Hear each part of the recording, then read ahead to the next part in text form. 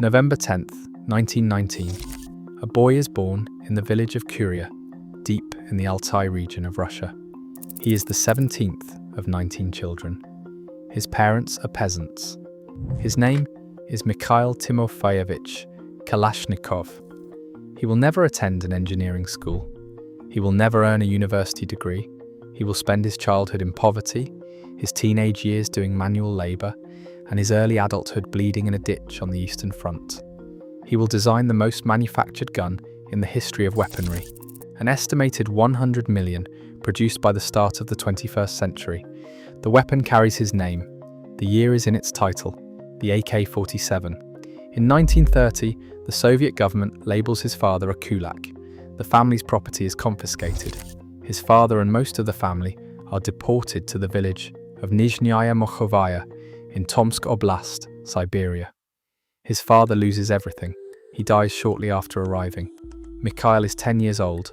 After deportation, the family survives by combining farming with hunting.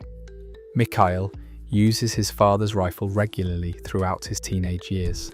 He learns how a weapon feels in his hands before he ever learns how one is built. After completing 7th grade, with his stepfather's permission, he leaves his family and returns to Kuria, hiking nearly 1,000 kilometers. In Kuria, he finds a job at a tractor station. Machines. He understands machines the way some people understand words. He is also drawn to poetry and dreams of becoming a poet. He will write 6 books in his lifetime. But history has other plans for him. In 1938, he is conscripted into the Red Army. His engineering skills earn him an assignment as a tank mechanic. He later becomes a tank commander. He serves on T-34s of the 24th Tank Regiment, 108th Tank Division. In June 1941, his regiment retreats after the Battle of Brody. In August 1941, near Trubchevsk, a German shell strikes his tank. He is contused. Shrapnel tears into his left shoulder. He is taken to a hospital. He is 21 years old. He is flat on his back. And the question that will define his life and end millions of others is about to find him. The hospital is quiet. The war is not. Outside, the German army is tearing through the Soviet Union. Inside, Mikhail Kalashnikov lies in a bed and listens. He listens to the soldiers around him talk about the front, about the fighting, about dying. The soldier in the bed beside him asks the question plainly. Why do our soldiers have only one rifle for 2 or 3 of our men when the Germans have automatics? Kalashnikov has no answer, but the question takes root. He had seen it himself. The German MP-40 submachine gun. Compact, automatic.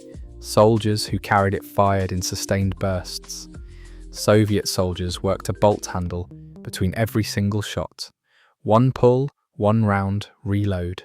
The Germans fired 10 rounds in the time it took a Soviet soldier to fire 2. On a battlefield, that gap is not a disadvantage. It is a death sentence. He replays what he witnessed. German machine pistols cutting through Soviet lines, while the men beside him cycled their bolt handles, 1 shot at a time. He picks up a pencil. He has no formal training, no engineering degree. He finished 7th grade. He once repaired tractors for a living. None of that stops him. A man who spent his youth taking apart machines and putting them back together does not need a classroom. He needs a problem worth solving. He has one now. His first attempt is a submachine gun, designed while he is still recovering from his wounds. It is not adopted. The PPSH-41 and PPS-43 are already in service and far easier to produce at scale. The design is rejected. Kalashnikov does not stop. By 1942, his talent has been noticed. He is assigned to the Central Scientific Developmental Firing Range for rifle firearms of the Chief Artillery Directorate of the Red Army. He is now inside the machine, surrounded by weapons full-time. He strips them down. He studies how each one fails. He studies how each one works. He absorbs everything. He says almost nothing. Meanwhile, the war hands him a new model. On July 15, 1943, an earlier version of the German Sturmgewehr is demonstrated before the Soviet People's Commissariat of Arms. The weapon fires an intermediate cartridge, the 7.92 by 33 mm Kurz. It is shorter and lighter than a full rifle round, and more powerful than a pistol round. The result is a single weapon that delivers the sustained fire of a submachine gun with the range of a rifle. The Soviets study it. Then they build their own intermediate cartridge, the 7.62 by 39 mm, and they issue a challenge to every arms designer in the country. Build us a weapon around this round. Kalashnikov enters. In 1944, he submits a semi-automatic, gas-operated carbine strongly influenced by the American M1 Garand. It has a fixed magazine and a gas tube above the barrel. It loses. The Semenov carbine, later adopted as the SKS, is chosen over it. Kalashnikov studies the loss the way a surgeon studies a failed operation. He does not look for someone to blame. He looks for what needs to change. The 1944 carbine was semi-automatic. One trigger pull, one round. The Soviet army did not want that. They wanted a weapon that could fire continuously, a true assault rifle. Kalashnikov files the loss away and keeps working. The next competition arrives in 1946. He submits a gas-operated rifle with a short-stroke gas piston above the barrel, a breech block mechanism built directly from the lessons of his 1944 design, and a curved 30-round magazine. His two entries, codenamed AK-1 and AK-2, prove reliable. They advance past the first round of competition, outperforming designs by Dementiev and Bulkin. He is winning. Then one of his own assistants tells him to start over. In late 1946, while the rifles are being tested, Alexander Zaitsev, one of Kalashnikov's assistants, pushes for a major redesign, not minor adjustments, but a significant structural overhaul to improve reliability. Kalashnikov resists. Their rifle is already ahead of the competition. Zaitsev pushes harder. He eventually persuades Kalashnikov. The redesigned rifle is built from the ground up and submitted for the second round of field trials. This rebuild happens from the ground up. That decision to demolish a winning prototype and rebuild it is the moment the AK-47 solidifies into what the world will come to know. Kalashnikov's entry is recorded under the alias Mik Tim, taken from the first letters of his given name and patronymic, Mikhail Timofeyevich. It wins. The Mik Tim becomes the prototype for an entire family of rifles. In 1947, the final design is complete. The AK-47, Avtomat Kalashnikova, Automatic Kalashnikov, model 1947.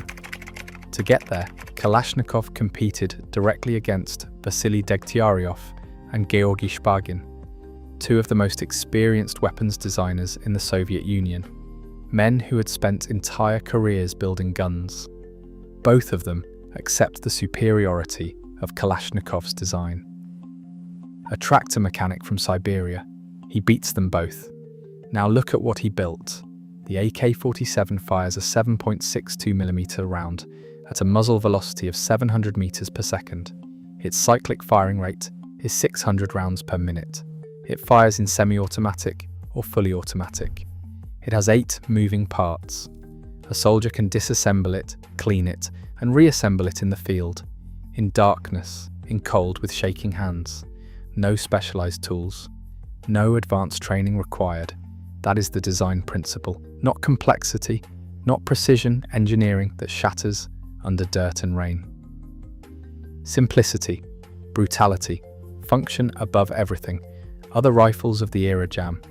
They corrode, they demand careful handling and controlled conditions. The AK-47 was built for the opposite of controlled conditions. Kalashnikov spent years watching soldiers fight and die because their weapons failed them. Mud fouled the action. Cold cracked the tolerances. Sand jammed the bolt.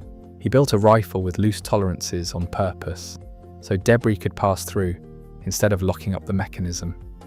The AK-47 does not need to be clean. It needs to fire, and it fires.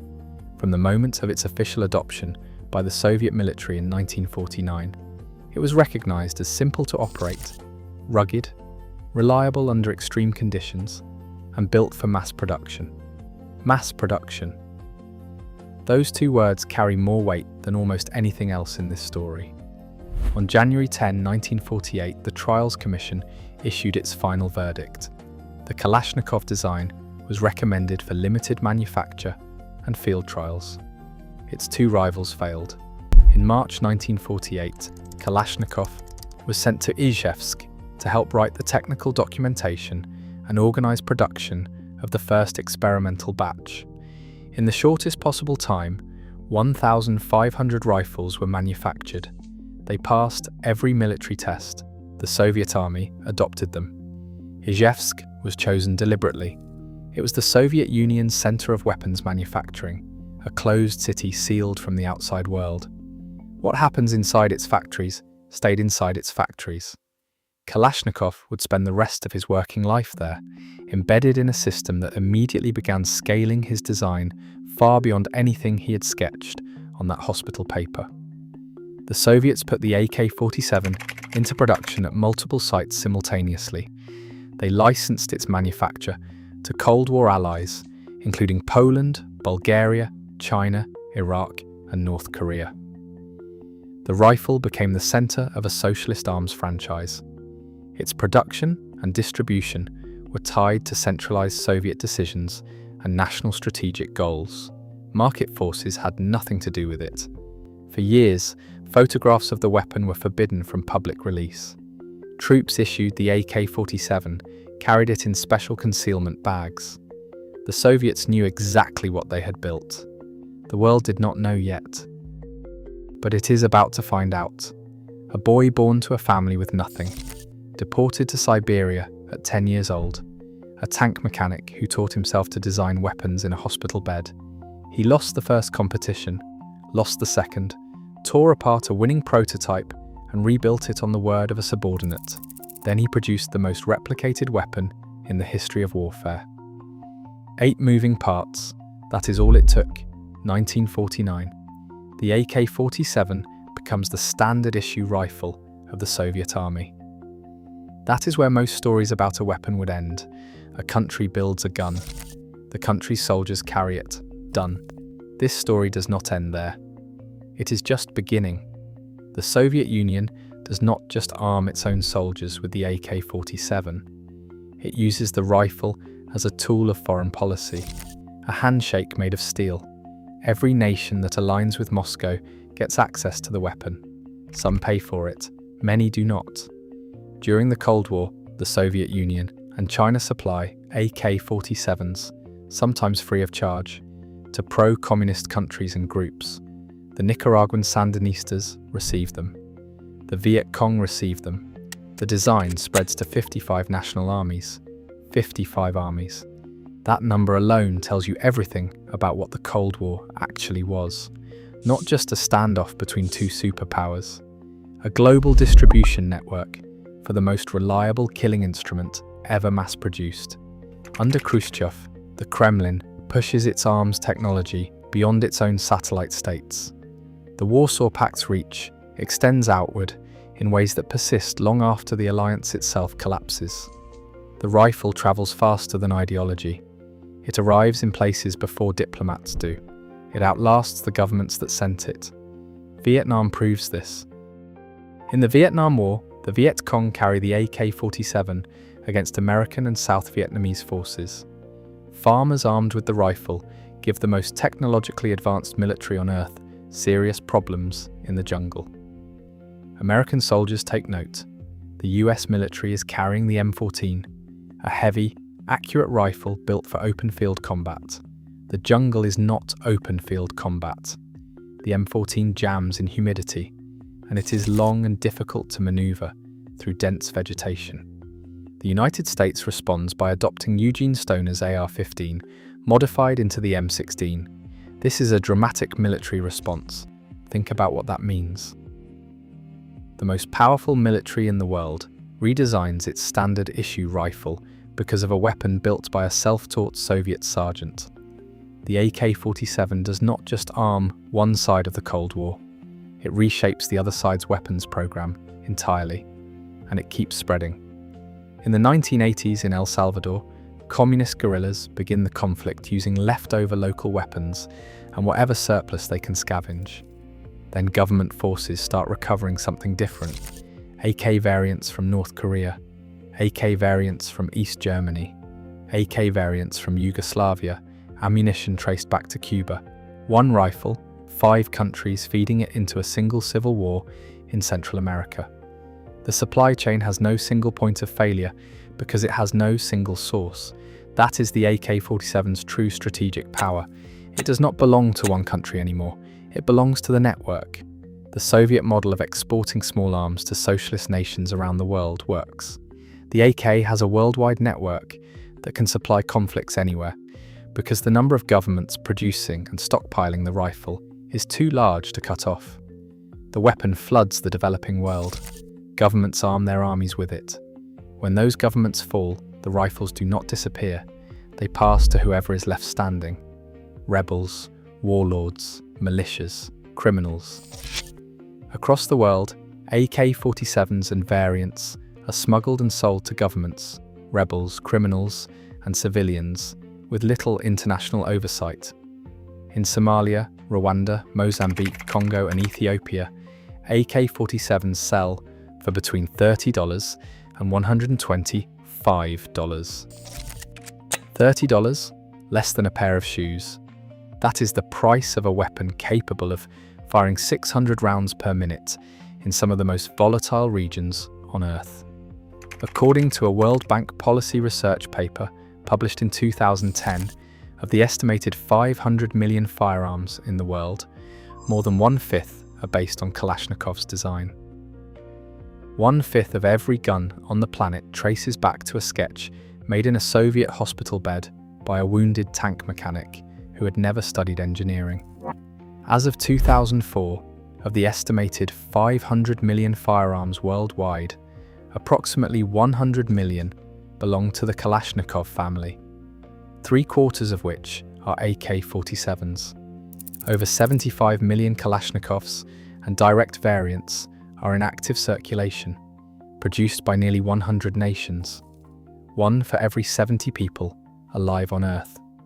No firearm in human history has been produced in such numbers. In Ijevsk, Kalashnikov keeps working. He refines the design. He produces the AKM, a lighter, modernized version. He produces the AK-74. He works on machine guns. He receives awards. He is celebrated as a Soviet hero, a national symbol. And for a long time he says he has no regrets. On the 60th anniversary of his invention in 2007, he says plainly, it's the politicians who are to blame for failing to come to an agreement and resorting to violence. In 2006, he states that he did not put the rifle in the hands of bandits and terrorists, that the weapon's uncontrolled global spread is not his fault. He means it. He has spent his entire adult life inside a closed Soviet city, designing weapons for a government that told him he was protecting the motherland. He never stood in El Salvador. He never stood in the Congo. He never watched what his 8 moving parts do to a human body at close range. The rifle travels, he stays in Ijevsk, but time moves. The Soviet Union collapses. The Cold War ends. The rifles do not come home. They keep circulating. They show up in wars that have nothing to do with communism or capitalism. They show up in the hands of child soldiers in Africa. They show up in terrorist attacks in European cities. They show up everywhere, endlessly, because 100 nations are still manufacturing them, and no one alive has the authority or the ability to call them back. Kalashnikov is an old man now. He is watching all of it. Something begins to shift. At age 91, Kalashnikov walks into a church for the first time in his life. He is later baptized. A man who spent 70 years building instruments of war walks through the door of a church at 91 years old. That is not a minor detail. That is a man searching for something. absolution maybe, or just an answer to a question that has been growing inside him for decades. In April 2012, 8 months before his death, he writes a long emotional letter to Patriarch Kirill, the head of the Russian Orthodox Church. He does not write about politics. He does not write about the Soviet Union, or the Cold War, or the arms race. He writes about his soul. He writes that the spiritual pain is unbearable. He asks whether he is guilty for the deaths caused by his rifle, even if those killed were enemies. The letter is typed on his personal writing paper and signed with a wavering hand. He describes himself as a slave of God, the designer Mikhail Kalashnikov. Read that again. Not General Kalashnikov, not hero of socialist labour Kalashnikov, not the celebrated inventor and national symbol. A slave of God, a designer, a man who built something and spent his final years asking whether he should have. The church responds. Its position is clear. When weapons serve to protect the fatherland, the church supports both the creators and the soldiers who use them. The institution that is supposed to carry his confession sends it back to him unopened. Russia's leaders praise him for inventing the brand every Russian is proud of. His crisis of conscience finds no audience willing to sit with it. He dies with the question unanswered. There is something in that, a man who changed the physical landscape of human violence more than almost anyone in the 20th century, and who spent his last years alone with that fact, in a closed city, signing his name on a letter to a church that told him he had nothing to apologise for. The rifle kept firing, long after his hands stopped shaking, long after his pen went still. It is still firing now. December 23rd, 2013. Mikhail Kalashnikov dies in Ijevsk at the age of 94, the same city where his rifle was first mass-produced. He never leaves. Vladimir Putin attends the funeral. The state mourns its symbol. The world keeps shooting its gun. He once dreamed of becoming a poet. He wrote 6 books. He wrote poetry his entire life. In another version of his story, one where a German shell misses his tank in August 1941, where no soldier asks that question in the hospital bed beside him, maybe he becomes exactly that, but the shell does not miss. The AK-47 remains one of the most widely used firearms on Earth, more than 7 decades after its creation. It is still in production today. 1 man, 1 rifle, 8 moving parts, over 100 million made. It outlived the Soviet Union that commissioned it. It outlived the Cold War that spread it. It outlived the man who built it. Kalashnikov once said he wanted to become a poet. The question his story leaves behind, would the world have been any different if he had?